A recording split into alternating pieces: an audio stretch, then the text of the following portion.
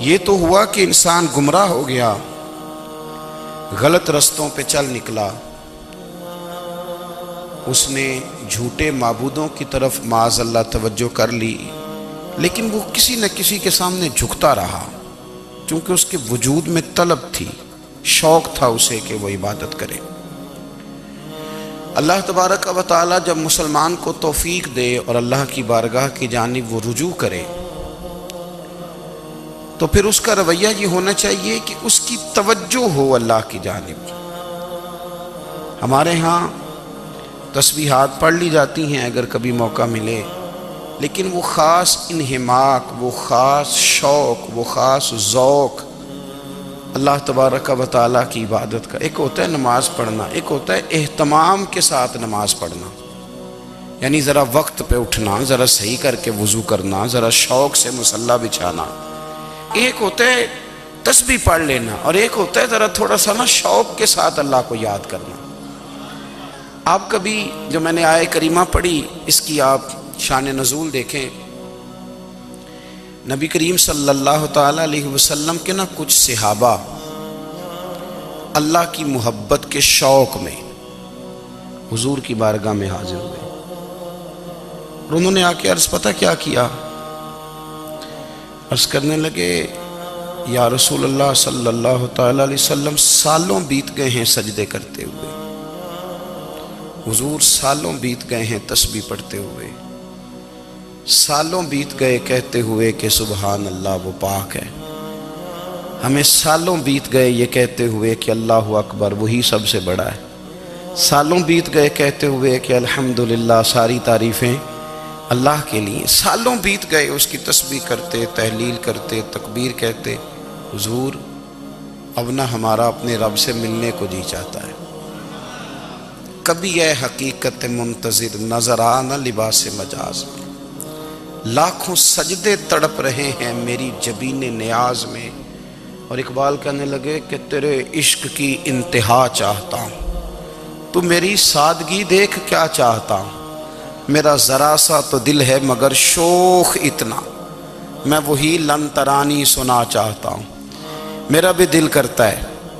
کہ اللہ میں تجھے کہوں میں تجھے دیکھنا چاہتا ہوں جس طرح حضرت موسیٰ کلیم علیہ السلام نے کہا تھا، اور تو مجھے کہے کہ لن ترانی تو نہیں دیکھ سکتا، ذرا سا تو دل ہے مگر شوق اتنا، میں بھی وہی لن ترانی سنا چاہتا ہوں۔ پھر کہنے لگے بھری بزم میں راز کی بات کہہ دی، بڑا بے ادب ہوں سزا چاہتا ہوں۔ دیکھو سب لوگوں کے بیچ ہی میں نے یہ کہہ دیا۔ میرے عزیز صحابہ نا شوق میں، کتنے سارے لوگ ہیں آپ، کتنی ماشاءاللہ بڑی تعداد میں آپ آئے ہیں، ہم بھی کبھی اس شوق میں گئے ہیں کہ ہمارے رب کو دیکھنے کو دل چاہتا ہے، ہمارا جی چاہے وہ کبھی ہمیں ملے،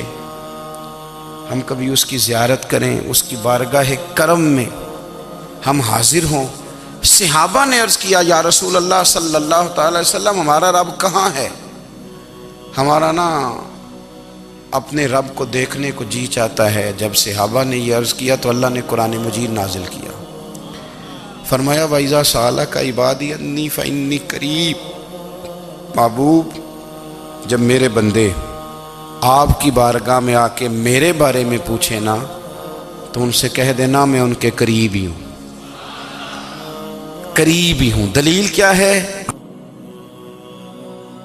اِذَا دَعَانِ،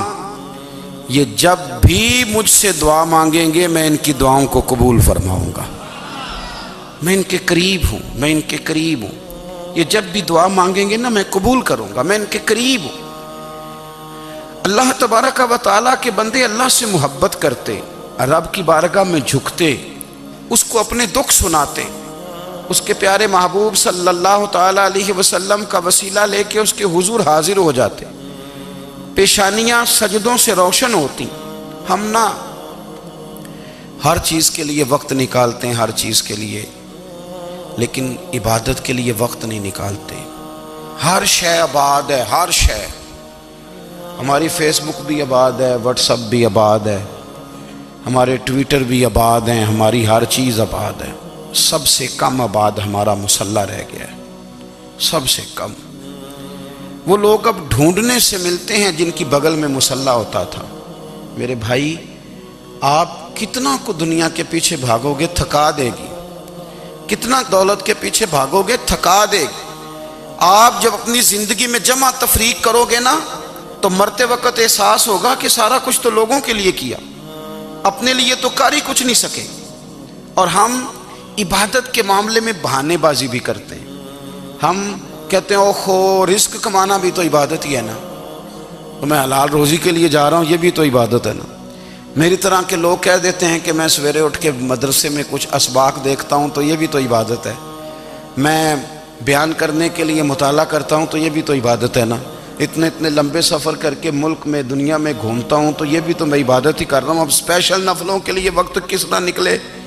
اسپیشل کر کے تسبیح میں کیسے چلاؤں، میں سارا کچھ ہم بہانے بنا لیتے ہیں نا۔